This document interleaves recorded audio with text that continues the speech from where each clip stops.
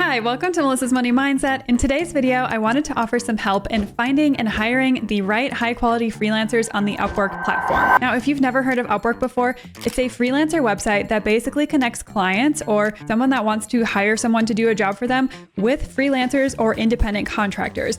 Now, the options are basically endless here. So think graphic designer, you want to hire someone to write a book, you want to hire a virtual assistant. You can basically find anybody to do any of those jobs on the Upwork platform. Now, I've been using Upwork for years and years at this point, and I've spent tens of thousands of dollars and hired hundreds of online freelancers to help run my businesses. So I thought that I might be the right person to instill some wisdom or at least point you in the right direction for hopefully finding the right freelancer for your job. Now, in today's video, I am posting a new job. I would like to hire a video editor for all of my YouTube content. So I'm gonna bring you along with me. I will show you exactly how I write my job description. I will show you how to apply specific filters so that you can narrow down your job search. And I will also share some screening questions with you so that you can, again, find the right candidate for your job. But before we hop into the video, if you could please do me a huge favor and like this video, subscribe to my channel, and don't forget to hit that notification bell so that you never miss another money-making tip. Let's get right into it.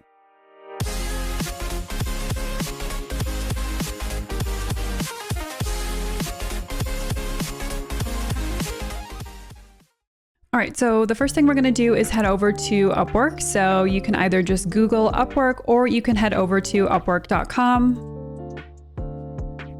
And then all you have to do is log in. Now, if this is your first time logging in, you will have to designate if you are a freelancer or if you are a client looking to hire someone for your job. And that could be an entire other video. So it's pretty self-explanatory. Just sign up for whichever option best suits you and create your profile. Now, once you're fully logged in, this is the page that you will be brought to, and you can basically just see these are all of the previous freelancers that I've hired. And so from here, we're just gonna click on post a job. So at this point, you'll just have to decide if you want the project to be long-term, so more than 30 hours per week and for more than 3 months, or a short-term project, so less than 30 hours per week or shorter than 3 months. So for now, I'm gonna say a long-term project. I don't think I'm gonna need someone for more than 30 hours per week, but I am gonna need them for longer than 3 months. So let's select this. I'm just gonna select do this without AI so I can show you the process. Now we're gonna write the title for our job post. Okay, so for the title of my job post, I said looking for a professional video editor for my YouTube channel. Under job category down below, I'm gonna click on video editing. They kind of autofill the categories that seem most relevant to you. So just choose whichever, again, fits you best. Then for skills, you can see again, these are popular skills. So usually I expand this so I can see all the skills. I do want video editing, video production, video post editing, videography, and then you can expand these other ones.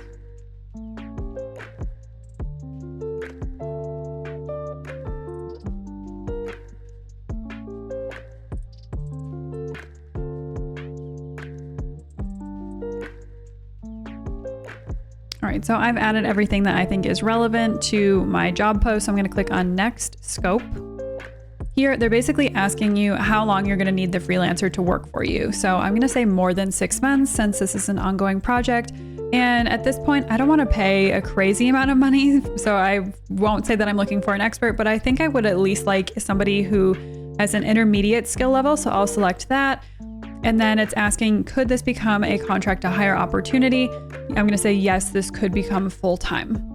Now, I typically find that I find the best talent if I select worldwide and not just US only. However, now if finding somebody that's based in the US is important to you, then you can always select US only. The only thing that I think that would be helpful for is basically in terms of communication and in terms of being on a similar time zone so that you are both awake and working at the same time. Sometimes if I'm working with somebody that's on the other side of the world, we're awake at opposite times of the day, and it basically prolongs our communication process, but I'm gonna select worldwide.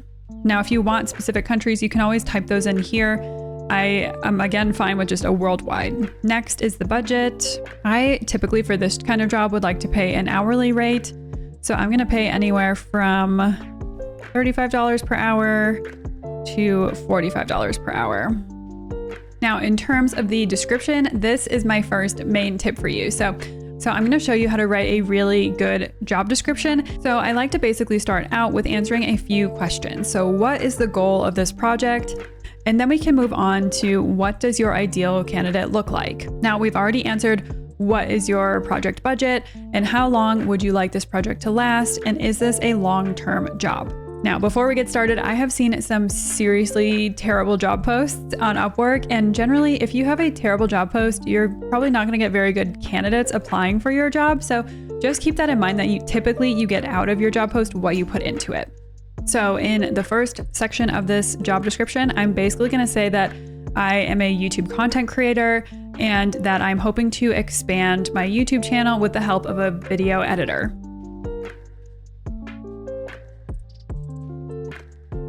So at this point, I'm basically going to further explain what the mission and the vision of my YouTube channel is. I think it's really important to be aligned on that. If somebody else is going to be editing my content, I want them to know how I want the content to basically come across and what the goal of each video is.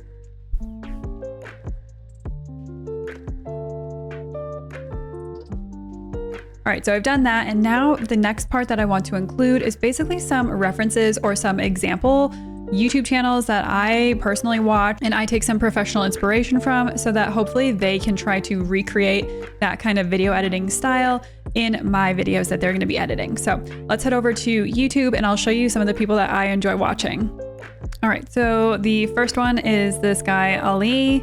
So he has tons, as you can see, almost 6 million subs. So he obviously knows what he's doing. I'm just going to click on his profile and I will copy that and put that in my job description.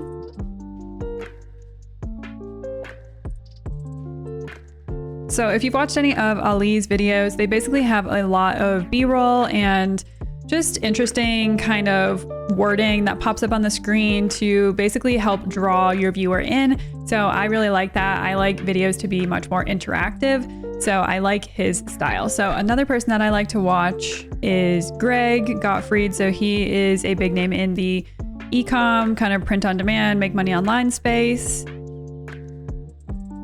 All right, so now I'm going to link some of my own YouTube videos so that they can see my current video editing style. Granted, I am just learning how to video edit, so I'm not wonderful, but they can kind of take some ideas, I guess, and see the general approach that I'm taking to my current videos and hopefully apply that to some of the videos that they'll be editing. All right, and the next portion of the job description that I want to mention is basically time frame or turnaround time. So I already mentioned that this is going to be a long-term job if they do a good job for me, but I also want to mention that I would like to publish 2 videos per week minimum. And so I would need to basically have them giving me 2 videos per week. Say I give them videos a week in advance, they would need to have those 2 videos completed the following week for me. Then another really important point to include is that they will be expected to find copyright free and free for commercial use music and videos to include as B-roll. So like I said, I will include some of my own B-roll, which I stated up earlier in the description, but I do need them to be able to do that. And I need to rely on them because using copyrighted music or using somebody else's work is a really quick way to get in trouble on the YouTube platform. And so I definitely don't want that. I want to make sure that I'm abiding by all of the rules, even though I'm not the one editing my videos. Okay, so I think all of that is good to go. I'm gonna click on review job post. So here's my entire job post. I'm looking for a professional video editor for my YouTube channel. I'm a YouTube content creator hoping to expand my channel by hiring a professional video editor. I anticipate needing help with editing full long-form content videos and also creating interesting and engaging thumbnails. I may also need help with creating short-form content for other social media platforms like YouTube Shorts and TikTok Reels. The mission and vision of my YouTube channel is to help and inform others about money-making opportunities and to show viewers that topics like money, finances, credit, real estate, investing, and making money don't have to be overwhelming. I want the videos to be approachable and well explained with plenty of B-roll and relevant graphics, some of which I will provide. Types of video editing that I like for reference are these 2 channels. Some of my current videos to see my current editing style are these 2 videos. I typically like to publish 2 long-form content videos a week and 3 to 5 short-form Shorts or Reels, I will provide the raw video footage a week in advance. The style of my YouTube channel includes more technical videos and will require B-roll to keep the audience engaged. As previously stated, I will provide some relevant B-roll, but you will be required to find copyright-free and free for commercial use B-roll and/or audio to include in the video. Okay, so that job description looks good to me. I have my category set, I have my skills set, I have the scope, I have location and preferences. All right, now if you scroll down a little bit farther, you'll see screening questions optional. In my mind, these are not optional, these are mandatory, so I always add a screening question, and that helps me at least narrow down my job search to people that are actually really reading the job description. Now, if you expand this, you'll see that there are some suggested screening questions. So describe your recent experience with similar projects. Please list any certifications related to this project. I don't really care about that so much. Describe your typical design process and methods. I typically don't actually use any of these suggested ones. I like to write my own. So I like to pick a kind of obscure question. So for example, we can ask, who was the 32nd president of the United States? So basically by them taking the time to Google that, because off the top of my head, I don't know who that is. I would have to Google it, but it takes me less than 30 seconds to do that. I know that A, they actually read my job post, and B, they can follow direction, and C, they can do very, very basic research. So those three things basically help me weed out everybody else that can't do that. Again, I've hired so many people on Upwork, and most of the time, or a lot of the time, you basically get a canned or auto response where they just copy paste their application from another job application, and they're not actually taking the time to read your actual job description and job application. So again, this is a great way to weed those people out. And then if you continue to scroll down, you'll see advanced preferences, which is my third tip of the day. So I feel like this is highly, highly underrated, and almost nobody uses this.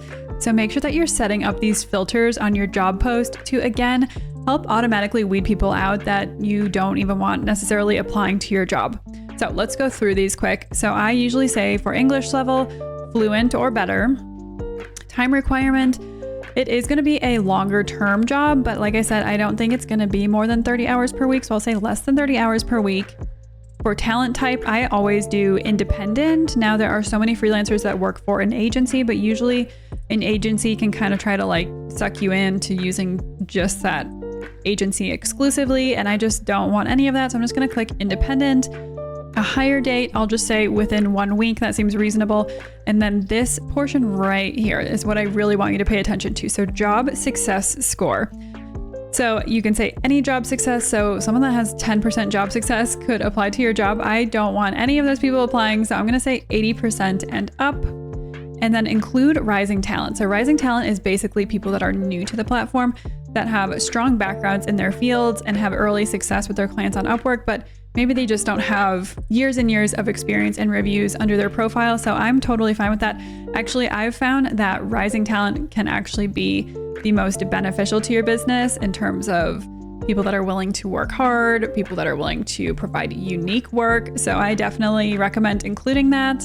And then amount earned, again, I'm fine with rising talent, so I don't really care how much money they've earned on Upwork. So that's totally fine. And then the other filter that I wanted to discuss that I already mentioned previously is that you can filter by where people live, so that you can say, I don't necessarily want to work with somebody that lives halfway across the world from me because I want to be awake at the same time that they are, so that we can communicate about this project or this work that they're doing. So you could say, I want someone that's US based or North America based or whatever you want for your job. All right, so I'm going to click on finalize job post. I don't want to post a featured job. I don't want to pay to do that. So I'm just going to post as a standard for free. And then you'll get this, congratulations, your job post is now live. So that's perfect. So the fourth tip that I have for you is making sure that you're taking advantage of your free invites. So as a client, you are offered a number of invites. So you can see that I have 30 invites left at the moment. And so basically you can go through this list of freelancers that Upwork thinks might be a good fit for your job. And if you agree that they're a good fit for your job, you can just click on invite to job. So then that freelancer will be notified that you have invited them to apply for your job. And if they're interested, they will then reciprocate and submit an application to your job post. Again, when you're looking through all these candidates, make sure you're keeping all of the previous criteria that we already discussed in mind. So oftentimes candidates will have an intro video, so you can watch that right here. And oftentimes they'll have a portfolio linked as well. So make sure that you're taking a look at that portfolio pretty thoroughly. I also do like a reverse Google image search on their portfolio just to make sure that they haven't taken it from somebody else online. Oh, and I also make sure that I scroll through all of their reviews here and make sure that they work well with others, they have good reviews, and actually read what the reviews say. So here at the bottom is his portfolio, so I could click on all of these and see what kind of work he's doing. All right, so basically now I'm waiting for people to apply to my job, and once they do so, my general approach is to basically pick 2 or 3 candidates that I think would be really good fits. And then I like to give them a sample or a task, basically to test their competency, how well they can follow direction, and how well they take asking for changes to the project. So for example, you know that I hire my graphic designers for my print-on-demand businesses on Upwork. And so I basically will find 2 or 3 designers that I think would be a really good fit for the job. Then I will give them each 1 to 2 designs. I will say, make this in your own unique style that is different, that you think would sell really well. Then I'll set up a small milestone, say $5 to $10, the same thing for each of those 3 designers, and I will give them about 3 to 5 days to work on that project. Now, this is a test in a few different categories because 1, I want to see if they can follow direction. 2, I want to make sure that they don't get the assignment and then just send me a design within like 5 minutes. That means that they probably didn't actually make that design themselves. They used AI to make it, or they just copied it from somebody else online. And I also want to see what their own unique style is. And then once I've heard back from all 2 or 3 of my test designers, I usually make the decision to hire just one of them. Now, if I have multiple projects going on at the same time, and I really can't decide between 2 freelancers and my budget allows, then sometimes I do hire 2 people for the same job. Now, I'm planning on doing this for the job that you saw me just post now. So I'm hoping to find at least 2 people that I think would be a good fit. I want to see how well they can communicate with me. I want to see how fast they can deliver a final product. And I want to see what kind of creativity they can put into these YouTube videos. So I plan on giving them some raw footage, maybe 1 to 3 minutes, and asking them to edit that to the best of their ability. Then once I receive those samples back and I choose whichever freelancer I like, I can move forward with hiring that person. My 6th tip is to make sure to create an SOP, or a standard operating procedure. Now, treat this as if you're basically hiring somebody in real life, because you are. So you want somebody to know what their job description is and have a very detailed outline of exactly what they are expected to do on a daily basis. And again, remember that these people are freelancers. And like I said in my job post, this is probably not a full-time job for somebody. So they likely have other jobs ongoing. And so you need to make sure that they understand the mission and vision and the purpose of the job that you are hiring them to do. So for example, if you're hiring a virtual assistant, maybe you're just flooded with emails and you want your virtual assistant to basically go through and organize your emails into different folders so that you can then only go and have to deal with the most important emails. Make sure that they understand what actually classifies an email as being important to you and what doesn't. Or if you're hiring somebody to write a book for you, make sure that they understand exactly the kind of book that they're writing and the tone of voice that you want, and also how long you want the book to be. Now, I typically write out an SOP for all of my new hires, and I even go through if it's like a graphic design thing that I have to show them, and I will show myself doing the task. And in addition, I usually record a video kind of introducing myself to them so that they actually know what I sound like. And I also show them how to do the task that I'm asking them to do. So I think that people usually are visual learners. So I will show like my current virtual assistant how to use Photoshop, how to input a mockup, how to lay a PNG file over the mockup so that it looks like it's actually curved onto the coffee mug or actually printed onto the t-shirt. So I want to show them exactly what they have to do in my own words with a video or a voiceover so that they don't have any confusion about their daily tasks. Now, that being said, everybody learns differently. So it may be helpful to ask them, how do you best learn? How do you want me to send this information to you? What is most beneficial so that they can do their new job most efficiently? My 7th tip is to provide templates or sample work. So I do this all the time for my publishing business. If I'm hiring a new writer, I usually provide 2 examples of previous writing that I really enjoyed so that they can see the tone and the vision of the book so that they can replicate that to the best of their ability. And overall, this will make them much more efficient at their job, and it will also probably make things less frustrating for you as a client hiring somebody, because you won't have to be basically starting over each and every time you hire somebody new. You can basically just send the example work to them and they can try to recreate that. My 8th tip is to set realistic deadlines. Now, if I'm saying I want somebody to edit a video in 30 minutes or an hour, that's really not possible. So I would suggest that you have a good understanding of what you're asking somebody to do. For example, for my books, I usually ask people to write 1 chapter at a time so that I can read through each chapter as they submit it, say yay or nay, or can you change this or tweak this? And I'm not editing an entire book at once. And I also say that I want 1 chapter delivered per week so that people feel like they have plenty of time. Now, again, make sure that you're communicating with your freelancers and ask them, say, is 1 chapter per week even feasible for you? Or do you have so many other projects going on that you need to write 1 chapter every 2 weeks? So it's all about communication. These people are going to be working for you, but I also view it as a partnership because I couldn't be doing my job without them doing their job. And this essentially is what makes your online business scalable. So I, at one point, had, I think, 25 writers on staff for my publishing business. And so essentially, I just rinsed and repeated, and I had 25 people writing for me instead of just 1 person writing 25 books for me so that I could put those books up faster and scale my business more quickly. My 9th tip to you is understanding the power of a budget. So I have seen people posting video editing jobs for as little as $10 per hour, but I'm just going to be honest with you that probably the quality of those people that would actually take that job might not be as high as you'd want it to be.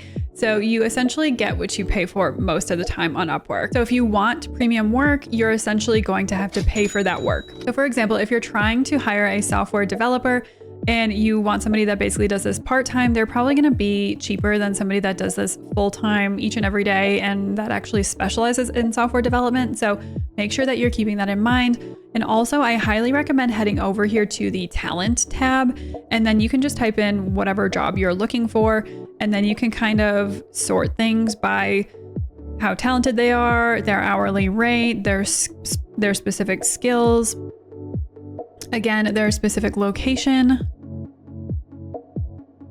and all of the other things that we previously talked about. And while you're here, you can specifically pay attention to how much these people are charging. So this guy is charging almost $65 per hour. Then there's a bunch for $25 per hour, $27, $50 per hour. And you can basically judge what your budget is going to be based on what else is happening in the marketplace. So again, it's really important to be realistic about what you will get for your specific budget. And my 10th tip is to build a strong client profile.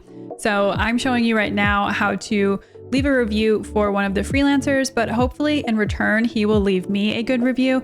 So this is really important. Basically, people will leave you a review basically saying if you're easy to work with, if you provide clear instruction, if you had realistic expectations, basically just how working for you was in general. And again, the more you build up your client profile and basically the more reputation you build in the Upwork community, the more likely people are going to be to work with you and to take on long-term projects with you. Now, I will point out that even if somebody does have all 5 stars, that doesn't necessarily mean as much as somebody that has 5 stars and then a nice description here about what their work actually was and why you are rating them 5 stars. So again, as you're rating your freelancers and hopefully as your freelancers are giving you a review, they will keep that in mind. And another tip that I wanted to share was that if you feel like you need reviews more quickly, you can always break up your tasks into smaller tasks. So let's say I'm writing an entire book or I'm having a freelancer write an entire book. I can break that book up into individual chapters and I can leave a review after each chapter is written and have them do the same for me. My 11th tip is to be communicative and respond in a timely manner. Now, these freelancers, again, they could be working all over the world, so make sure that you're at least logging into Upwork once a day so that you can communicate with them in whatever time zone they're living in. And make sure that if they submit work to you, you don't just leave that work there for like a week or two and, oh, I'll get to it when I can. That should be one of your top priorities, is looking at their work and providing them feedback. So if they need to change anything, if you want them to edit anything or tweak anything, make sure that you're getting all of those notes back to your freelancer in a timely manner, because again, that's just part of being a respectful partner and being easy to work with. So again, make sure that you are communicating clearly, kindly, and effectively. And my 12th and final tip is to be kind and build relationships over time. Now, if you are building a long-term business, like I'm hoping to continue building my YouTube channel for many, many years to come, I am looking for somebody to onboard that I'm hoping to build a relationship with and that I see myself working with in years from now. And again, remember that it's a human being on the other side of the screen, even though you're not seeing them in person. Still treat them with respect, still be kind to them. Obviously, if you need them to change something or if you just don't think that they're doing a good job, you can always give them that feedback, and there's nothing wrong with finding a different freelancer. But if somebody just really had a bad day, had an off day, be kind to the other person on the other side of the screen. I always feel like if I approach working with basically any of my freelancers in a kind and positive way, try to be inspirational and positive, then I receive that same thing in return. And usually the work ends up being much better. And if anything needs to be changed, they typically are much, much happier about making those small changes for me. And if you do end up finding a very, very talented freelancer, again, being kind to them, also paying them well, maybe giving them a holiday bonus, things like that are all ways to make sure that they stick around. So those are all the tips that I have for finding and hiring high quality freelancers on the Upwork platform. Now, like I said, I've been using Upwork for years and years at this point, so I'm very comfortable with it. So I'm happy to answer any questions that you might have. As always, feel free to follow me on my social channels right here, and I will see you in the next one. Bye.